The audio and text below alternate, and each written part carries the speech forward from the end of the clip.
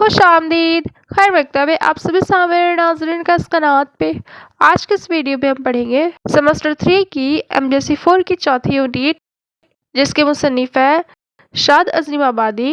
ان کی لکھی ہوئی غزل کو ہم پڑھیں گے۔ اب بھی ایک عمر پہ جینے کا انداز آیا۔ آج ہم یہ غزل کو تفصیل سے پڑھیں گے۔ آئیے پڑھتے ہیں۔ اب بھی ایک عمر پہ جینے کا نہ انداز آیا، زندگی چھوڑ دے پیچھا میرا میں باز آیا۔ شاعر کہتے ہیں کہ ایک پوری عمر گزر گئی مگر انہیں ابھی تک زندگی گزارنے کا ڈھنگ نہیں آیا۔ وہ کہتے ہیں کہ زندگی ان کا پیچھا چھوڑ دے، وہ زندگی کے دور دھوپ اور پریشانی سے تھک چکے ہیں، ہار مان چکے ہیں۔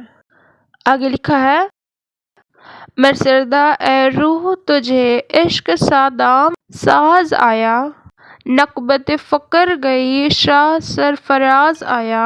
یہاں پہ شاعر اپنی روح سے کہتے ہیں کہ روح ان کی خوش ہو جائے، اس کی مدد کے لیے عشق جیسی عظیم قوت آ گئی ہے۔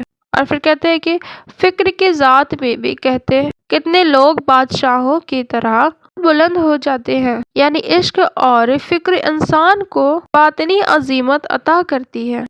آگے لکھا ہے، پاس اپنے جو نیا کوئی فشو ساز آیا، ہو رہے اس کے ہمیں یاد تیرا ناز آیا۔ یہاں پہ شاعر احساس کا اظہار کرتے ہوئے کہتے ہیں کہ جب کوئی نیا شخص ان کے قریب آتا ہے تو انہیں یاد آتی ہے اور یادیں تازہ ہو جاتی ہیں، یعنی ہر حسن شے انہیں یاد دلاتی ہے۔ آگے لکھا ہے، پیتے پیتے تیری ایک عمر کٹی اس پر بھی، پینے والے تجھے پینے کا نہ انداز آیا۔ یہاں پہ شاعر کہتے ہیں کہ انہوں نے محبت کا جام پورے عمر پیا مگر ابھی بھی وہ اس محبت کو پوری طور پر سمجھ یا نبھا نہیں سکے۔ عشق کا سلیقہ عمر بھر میں بھی مکمل نہیں ہوتا۔ دل ہو یا روح ہو جگر کان کھڑے سب کے ہوئے، عشق آیا کہ کوئی مفسدہ پرداز آیا۔ یہاں پہ شاعر کہتے ہیں کہ دل روح جگر سب چونک اٹھتے ہیں، پتہ نہیں کہ عشق آیا ہے یا کوئی فتنہ انگیز شخص، یعنی عشق کی آمد ہی اتنی خوفناک اور طاقتور ہوتی ہے کہ ہر چیز ہل جاتی ہے۔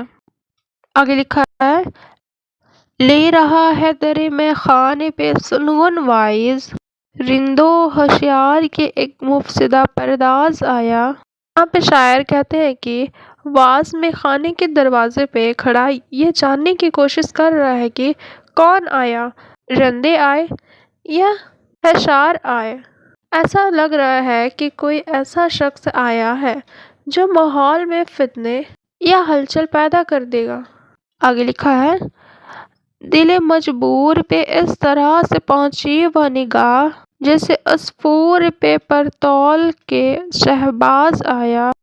یہاں پہ شاعر کہتے ہیں کہ محبوب کی نگاہ نے عاشق کے بے بس دل کو اچانک ایسے گھبرا دیا جیسے ایک کمزور پرندہ پر باز جھپٹ کر، یعنی اس نظر نے دل کو پوری طرح ڈرا دیا، بے قابو اور بے خوف کر دیا۔ آگے لکھا ہے، کیوں ہے خاموش دلا کس پہ یہ سرگوشی ہے، موت آئی کہ تیرے واسطے ہمراز آیا۔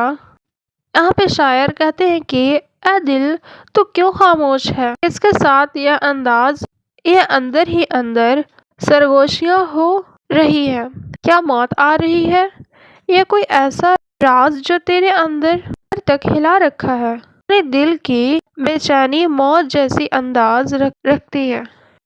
آگے لکھا ہے، دیکھ لو اشک تو اتر کو نہ پوچھو میرا حال، چپ رہو چپ رہو اس بزم میں غماز آیا۔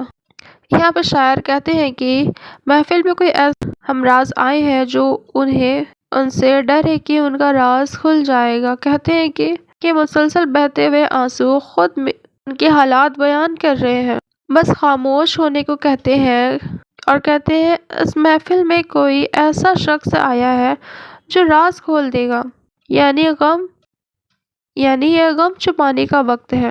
آگے لکھا ہے اس خرابے میں تو ہم دونوں ہے یکساں ساقی، ہم کو پینے تجھے دینے کا نہ انداز آیا۔ یہاں پہ شاعر کہتے ہیں کہ اے ساقی، اس برباد حال دنیا میں ہم دونوں ہی برابر کے گنہگار ہیں۔ کہتے ہیں کہ نہ مجھے پینے کا ڈھنگ آیا نہ تجھے پلانے کا، یعنی عشق کی محفل میں دونوں ہی نا تجربہ گار ہیں۔ آگے لکھا ہے نالہ آتا نہیں کن رس ہے فقط اے بلبل، مرد سیاح ہو سن کر تیری آواز آیا۔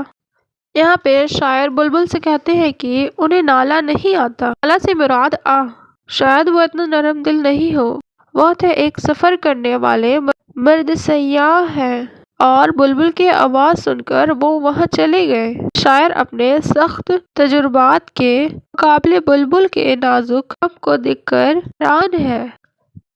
دل جو گھبرائے اے فقط میں تو ذرا پر کھولوں، زور اتنا بھی نہ اے حسرت پرواز آیا۔ یہاں پہ شاعر کہتے ہیں کہ جب قید میں دل ہوتا ہے، قید میں دل گھبراتا ہے تو چاہتے ہیں کہ وہ اڑے کے لیے پنکھ کھولے۔ افسوس پرواز کی حسرت تو ہے مگر اس کی طاقت نہیں، یعنی آواز تو بہت ہے، عمل کی قوت نہیں۔ شاعر کہتے ہیں کہ دیکھیے نالے دل جا کر لگائے کس سے، جس کا کھٹکا تھا وہی مفسدہ پرواز آیا۔ یہاں پہ شاعر اپنے ڈر کا اظہار کرتے ہیں، کہتے ہیں کہ دل کا نالہ جا کر کس سے ٹکرائے، یا تو دیکھو اس کا ڈر تھا وہی فتنہ پھیلانے والا آیا، یعنی مصیبت ہمیشہ وہیں سے ہی آتی ہے جہاں کا گمان ہو۔ آگے لکھا ہے یہ بستہ زبان کیوں نہ ہو سن کر میرے شعر، کیا چلے سحر کے جب صاحب اعجاز آیا۔ یہاں پہ شاعر کہتے ہیں کہ جب ان کا مخالفت ان کا شعر سن کر کیوں نہ گنگان ہو جائے، گونگ ہو جائے۔ یہاں پہ جادو کا کیا کام جب اصل معجزہ دکھانے والا موجود ہو، یعنی وہ ایسا اثر دکھاتے ہیں کہ دشمن بھی خاموش ہو جائے۔ شاعر کہتے ہیں کہ رند پھیلائے ہیں چلو کو تکلیف کیا، ساقیہ ڈھال بھی دے جام خدا ساز آیا۔ یہاں پہ شاعر ساقی سے کہتے ہیں کہ اے ساقی، شراب پینے والے تو اپنا پیمانہ خود بیٹھا دیتے ہیں، اس میں کیا تکلیف، جام بھی بھر دے، کیونکہ یہ پلانے والا کسی خدا ساز قوت کی طرح آئے ہیں، یعنی یہاں پہ محفل میں کیفیت کا عالم ہے۔ شاعر کہتے ہیں کہ نہ گیا پر نہ گیا شمع کرونا کسی حال، گو کہ پروان مرحوم سا دام ساز آیا۔ یہاں پہ شاعر کہتے ہیں کہ شمع کا رونا کسی حالات میں ختم نہیں ہوتا، حالانکہ اس کا پروانہ تو مر چکا ہے۔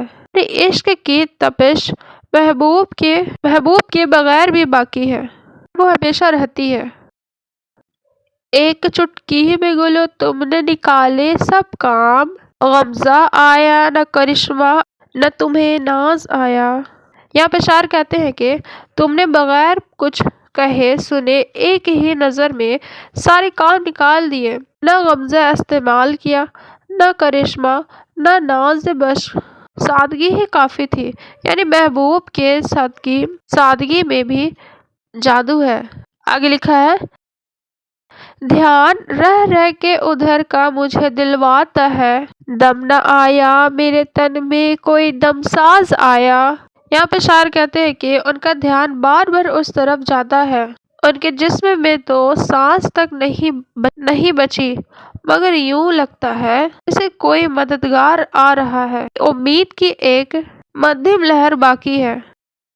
یہاں پہ لکھا ہے کس طرح موت کو سمجھوں نہ حیات ابدی، آپ آئے کہ کوئی صاحب اعجاز آیا۔ یہاں پہ شاعر کہتے ہیں کہ یہ سمجھ نہیں آ رہا ہے کہ آپ کے آنے سے موت آئی یا ابدی زندگی، آپ کی امید کسی معجزہ والے شخص کی امید معلوم ہوتی ہے، یعنی محبوب کی امید زندگی اور موت سے بھی بڑھ کر اثر کرتی ہے۔ شاعر کہتے ہیں کہ بے انیس اب چمن نظم ہے ویراں، اے شاد ہائے ایسا نہ کوئی زمزمہ پرداز آیا۔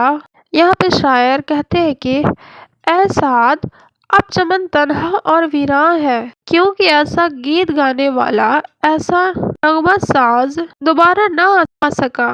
یعنی شاعر کسی عظیم شخصیت یا فنکار کی کمی محسوس کر رہے ہیں۔